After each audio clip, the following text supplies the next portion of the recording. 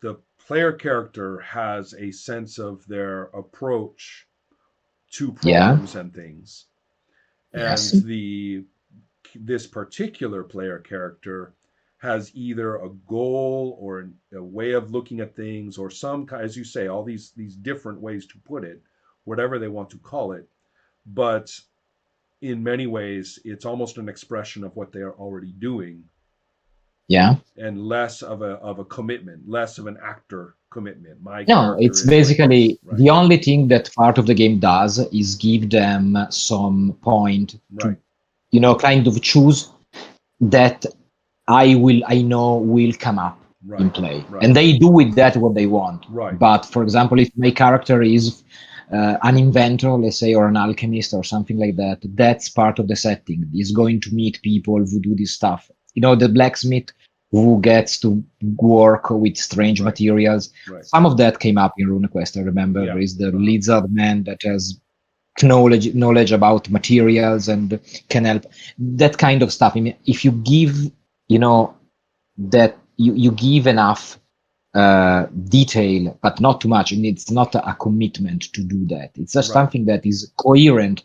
with the situation and can emerge in play, Yeah. and that's, I So think, now then the question is, you have these characters with these qualities, yeah, and you are able to see what they do in the middle of these situations.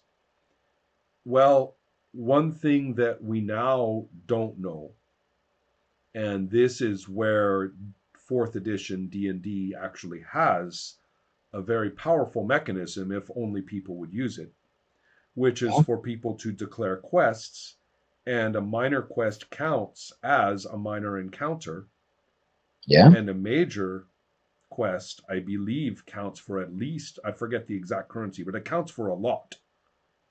So if you are playing in the written way, you actually can whittle down your number of encounters for your yes, of level course, just by doing lots of quests, which makes yes, perfectly absolutely, good sense, and is there's nothing. In fact, one could even say, why don't you just declare a lot of quests, and you will obviously have encounters along the way, and you're going to add up to a level before you know it. yeah, And the DM didn't have to come up with any bullshit for you to do, except for the details of absolutely, these problems, right? So, and that absolutely, that yeah, would make perfectly good sense, and seems to me to be the most fun way to play the game. So, if we were to look at that not as a model, but as an example yeah, of, in that case, leveling up, which is just improvement, but in many ways think of other positive aspects of leveling up, becoming a yeah, different person relative to society, for example. Again, I don't want to suggest something specific, because every game in some ways, to be a different game, needs to have some kind of identity for this. How do the experiences of the characters yeah, transform into a new character sheet? yeah. So it does, improvement is just one way to change a character sheet, but it can be involved, but that's not really what I mean. What I mean is a different character sheet, It's a different level. I mean, or it's different something, right? yeah, I it's mean, in some ways, it's No, almost I better. mean, it's a different level because the improvement is often tied to, oh, I can do what I was doing a bit better. I have a Right, small bonus to this. I have a new toy to play with. right, While this is more about who is this person? right. I mean, how does what has happened to this person It is probably show? one of the most iconic pictures for the ideal of what this improvement is supposed to do, is from very early Dungeons and Dragons, Hmm. which shows a cartoon of a very stupid looking apprentice with a little wand with a star. Hmm. It's like almost a cartoony picture, and he's kind of a stupid little bastard, trying to cast his first spell. And then the next panel shows an impressive archmage with his beard and everything. Yeah, the And names were important in the level back then right. because And so this picture, I think, had this immediate appeal to the reader, because it's yes, not just about getting more pieces and making your toy bigger. You were Yeah. this guy, now you are that guy, Yes, right? exactly. And in many ways, the one of the best things I think that any role playing game could have, and I kick myself for not doing this more than I have, is to show a beginning character and to show a later character. And I Yeah. have seen this in a number of role playing games. And it is always very, very powerful as an image. Yes, You I can agree. see it a little bit in Troll Babe because there are pictures of, for example, the Troll Babe and a band of warriors Yes. and things, and you say, aha, that's what it looks like when the scale goes up. She gets a relationship with them, not just with this guy, Yes. right? Yes. And so this is very powerful. But in your game, I don't So, see it. okay. Okay. I don't know what It's that is. well, there is. I think it's. How do I explain it? It's. It's something that comes from my inspiration for this kind of project. I mean, this process is very important to me because I will say something that I don't know, maybe will sound bad, but there is a mechanic of Dungeons and Dragons Third Edition that I loved for reasons that weren't tied to how it worked, which was prestige classes. Oh, Prestige yeah. classes were Prestige classes are an excellent example. Yeah. yeah, How they many were a people? Yeah. mechanical nightmare. Yeah, a mechanical Yeah. nightmare, Never but mind all that. I'm talking about the picture. yeah, but the Yeah. idea was exactly that, just the name, the idea that there was an identity tied to that evolution of the character. Now Right. I was a mage. Now I am a pyromancer. Right. So now Right. I'm something, Fourth and edition used the same thing with its Paragon yes. and Epic tiers. Yeah, yeah, Yeah. yes, yes. Mhm. And in a way, it did it more organically. I think so too, And but it starts with the at the prestige same time, it class. was more. I mean, I almost always mechanically favor fourth edition to Yeah. third edition. But in this thing, I think the pure chaos of third edition had some value because you had people. I came up with complete. I was very good at making characters that worked well mechanically because I was that kind of kid that needed Hmm. to have all the plus ones. Right. Right. But sometimes I just made some things because I wanted to shape an identity. So Right. I wanted that character that two level of this, two level of that, because that was building my Right. character. And so, since you mentioned the visual thing, is one thing I absolutely want, and I don't know if this will work or not, is for the various classes and various archetypes in the game to have iconics. I mean, I want to make up characters that show on the pages, and I want to show them as a starting character Right. and as a more experienced character because I want to give the idea of what it means to have the Well. young monk Right. mixing potions Right. and the experienced guy inventing Right. machinery. Hmm. So if Taking one example. yes, yes, I think that's an excellent example. In fact, let's think a little bit more of one of the disadvantages of every form of Dungeons and Dragons for this Oh, process, which is that in every single version of Dungeons and Dragons, it doesn't matter what the encounters were. yeah.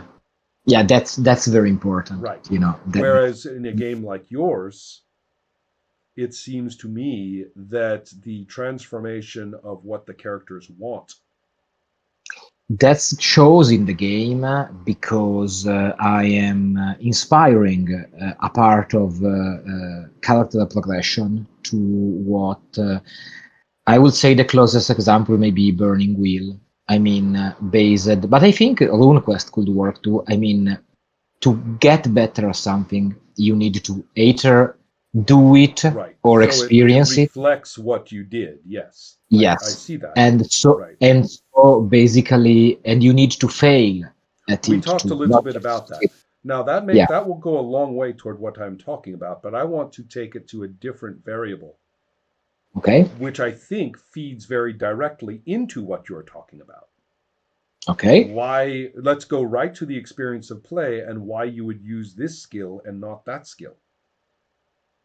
Okay. Okay? Because if it is always an easy choice, this is the problem the game master has given me, and this is the skill to fix it, then that's going to be the skill that I try. No, no, no. Right? Yeah, No, I right, get. right. So let me get away from that problem right now. Okay. Let's go back to the adversaries. Okay. Okay. Now let's time talk about spider hags and unicorns. Okay. What Okay. do you see when you look at those? I'm curious. Okay, so I have my page. I was reading the Spider Hag, and it's well, aside from the art, which is playful and disturbing, and a lot of other things together, it's very interesting. And there is a whole lot, but I think this is for all the monsters in Circle of Ends that is about the monster personality, let's say, the way that the way they exist aside from the way you fight them.